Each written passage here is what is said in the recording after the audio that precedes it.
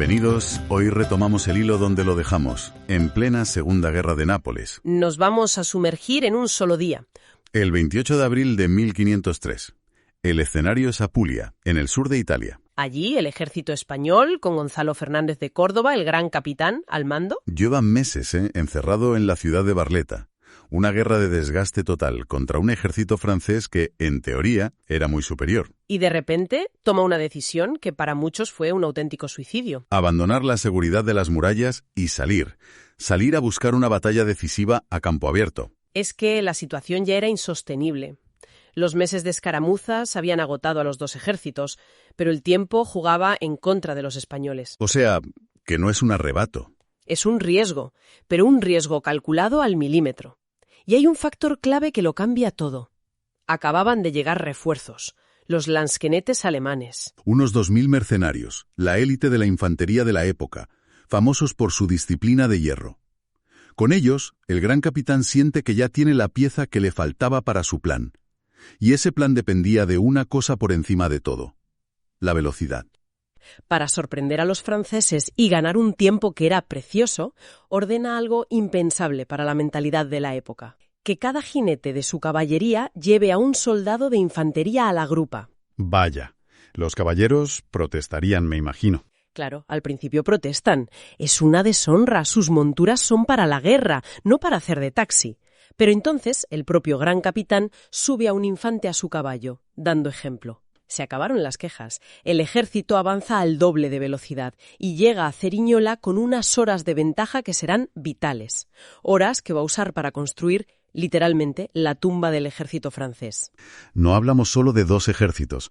Son dos filosofías de la guerra, a punto de chocar. Por un lado, la Edad Media con sus caballeros como tanques vivientes. Y por otro, algo completamente nuevo.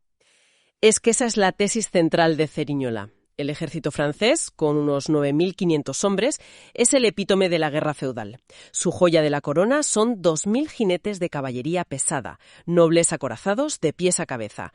Creen que una carga suya basta para barrer cualquier cosa. Y los apoyan los piqueros suizos. 3.000 piqueros mercenarios suizos, la élite de la infantería, y unos 3.000 infantes gascones. Además tenían más artillería, unas 26 piezas. Y frente a ellos, el ejército español, ligeramente inferior en número, unos 9.150 hombres. A primera vista parece una desventaja enorme, sobre todo en caballería. El gran capitán estaba apostando todo a su infantería. Sabía que no podía competir en un choque de caballería tradicional, así que diseñó un ejército donde la infantería era la estrella. Tenía 1.000 arcabuceros que eran el futuro, los 2.500 lansquenetes alemanes con sus picas, el muro de contención, y luego ballesteros y los ágiles rodeleros, soldados con espada y un pequeño escudo, el arma secreta. Y claro, esta diferencia de ejércitos se refleja perfectamente en sus comandantes. Por un lado, Luis de Armagnac, el duque de Nemours. Un noble valiente, impetuoso, que piensa que una batalla se gana con una carga heroica, con honor y con furia.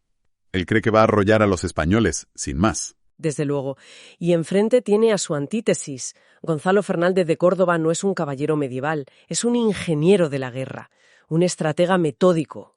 Para él la valentía sin un plan es solo, una forma elegante de suicidarse. Y en Cerignola les va a dar una lección magistral sobre ello. Hablemos de ese plan. Llega a Cerignola con unas pocas horas de ventaja y se pone a trabajar.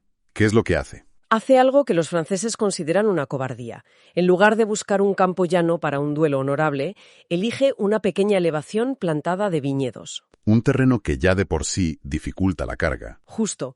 Y entonces pone a todo su ejército a trabajar. Me estás diciendo que después de una marcha forzada, con los soldados agotados, les pone a cavar. Acabar. Eso requiere una disciplina y una fe en el comandante que parece casi sobrehumana para la época. Es que esa es la clave del ejército del gran capitán, la obediencia consciente. No son una horda feudal, son profesionales que confían en su jefe. Y cavan un foso de casi 6 metros de ancho y 3 de profundidad. Con la tierra que sacan, levantan un parapeto, una especie de muralla baja, y la erizan con estacas afiladas. Crean zanjas secundarias para canalizar al enemigo hacia donde él quiere. O sea que convierten una simple colina en una fortaleza. En una fortaleza inexpugnable. Y todo en pocas horas. Es una obra de ingeniería militar relámpago. Y una vez construida la trampa, ¿cómo coloca las piezas? Con la precisión de un relojero. En primera línea, detrás del parapeto, y en pequeñas trincheras avanzadas, esconde a sus 1000 arcabuceros. Su única misión: esperar a que la caballería francesa esté casi encima y desatar el infierno. Detrás de ellos, como segunda línea, los lansquenetes alemanes con sus picas, formando un bosque de acero. En los flancos, rodeleros y ballesteros. Su escasa artillería, 13 cañones, en lo alto de la colina, dominando todo el campo. Y la caballería, que era su punto débil, la guarda en la reserva. Todo calculado. Entonces llega el momento, cae la tarde y el duque de Nemours, en lugar de acampar y esperar al día siguiente, decide atacar de inmediato. Fue por arrogancia, una mezcla de todo. Sus capitanes le dicen que esperar es de cobardes, que esos españoles atrincherados son una presa fácil. Y él, fiel a su naturaleza impetuosa, confía ciegamente en el poder de su caballería. No puede concebir que unos fosos y unos soldados a pie puedan detener a la nobleza de Francia.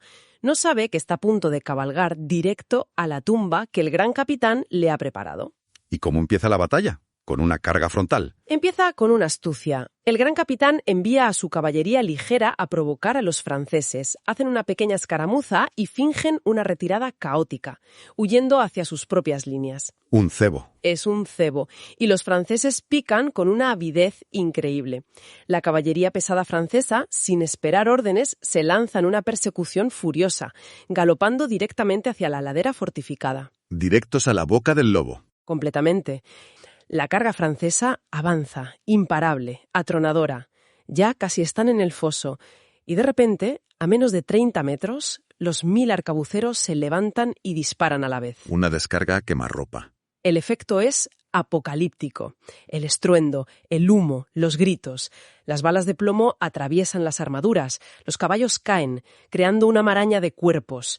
La invencible carga francesa se deshace en un instante. El propio duque de Nemours, su comandante, muere en esa primera descarga, alcanzado por 3 proyectiles.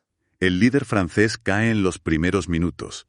Eso debió ser un golpe moral devastador para ellos. Devastador. Pero justo en ese momento, cuando todo parece ir según el plan español, ocurre una catástrofe en su propio bando. Una chispa perdida hace explotar accidentalmente las reservas de pólvora. Una explosión gigantesca. El pánico amenaza con extenderse. Pero es aquí donde la figura del gran capitán se agiganta. En medio del desconcierto, con una serenidad que nadie podía entender, recorre la primera línea a caballo y grita una frase que se hizo legendaria. «Ánimo, soldados, estas son las luminarias de la victoria. En un campo fortificado no necesitamos cañones». Convierte un desastre en una arenga. Es pura psicología de combate. Y funciona. La línea se mantiene firme. Con la caballería francesa destrozada, ¿qué pasa con su infantería? ¿Aún les quedan los famosos piqueros suizos? Los suizos avanzan, disciplinados como siempre, pasando por encima de los cadáveres de su propia caballería. Pero cuando llegan al foso, su avance se detiene. Tienen que luchar cuesta arriba, desorganizados por el obstáculo, contra el muro de picas de los lansquenetes que combaten desde una posición superior. El choque es brutal, pero los suizos no consiguen romper. Y ahí es cuando el gran capitán ve su oportunidad. Ve la oportunidad de oro. El ataque suizo está estancado, su flanco ha quedado expuesto. Es el momento. Ordena el contraataque general. Y aquí es donde entran en juego sus armas secretas, los rodeleros, con el famoso Diego García de Paredes entre ellos. Una formación de picas es un erizo, impenetrable de frente.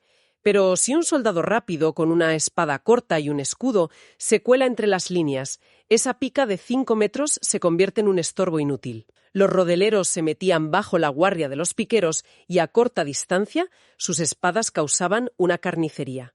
Rompían la formación desde dentro. La ruptura de la formación suiza se convierte en una desbandada. La infantería gascona, al ver el desastre, ni siquiera llega a entrar en combate. Dan media vuelta y huyen. Y la caballería española entra en acción. Sale por fin a la caza. La batalla, que apenas ha durado 1 hora, se ha convertido en una masacre. El balance es escalofriante. Entre 3.000 y 4.000 muertos en el bando francés, por apenas un centenar de españoles. Una victoria total. Es una revolución militar. Ceriñola demuestra sin lugar a dudas que una infantería bien posicionada, con apoyo de armas de fuego y atrincherada, puede destruir a la mejor caballería del mundo. Aquí empieza el reinado de la infantería en Europa. Y hay un detalle del final que me parece muy revelador sobre la figura del gran capitán y el tipo de ejército que estaba creando: el trato a los vencidos. Es fundamental. Tras la batalla no hay una matanza indiscriminada. Se ordena socorrer a los heridos de ambos bandos, y cuando encuentran el cuerpo del duque de Nemours, su rival, el gran capitán le organiza un funeral con todos los honores. No es el gesto de un caudillo bárbaro. Es el de un general de un ejército profesional y moderno, que respeta unas reglas de la guerra, incluso en la victoria más aplastante. Se suele decir que en Ceriñola nacen mustercios españoles, aunque todavía no existieran con ese nombre. La fórmula que dominará Europa durante siglo y medio. La perfecta coordinación entre las picas, que son la defensa, y los arcabuces, que son el poder ofensivo. Y una infantería profesional. La primacía de una infantería profesional y disciplinada, y sobre todo, un mando inteligente que planifica. La lección de Ceriñola se estudió en todas las academias militares de Europa durante generaciones. En resumen, lo que vemos en Ceriñola no es un milagro ni un golpe de suerte. Es la culminación de un método. La prueba de que la inteligencia y la tecnología bien aplicada pueden superar a la fuerza bruta. Exactamente. Gonzalo Fernández de Córdoba no ganó porque sus hombres fueran más valientes. Ganó porque fue más listo. Enseñó a toda Europa que la guerra había cambiado para siempre. Ya no era el tiempo de las cargas heroicas y el choque del acero. Era el tiempo de la pólvora, de la trinchera, de la estrategia.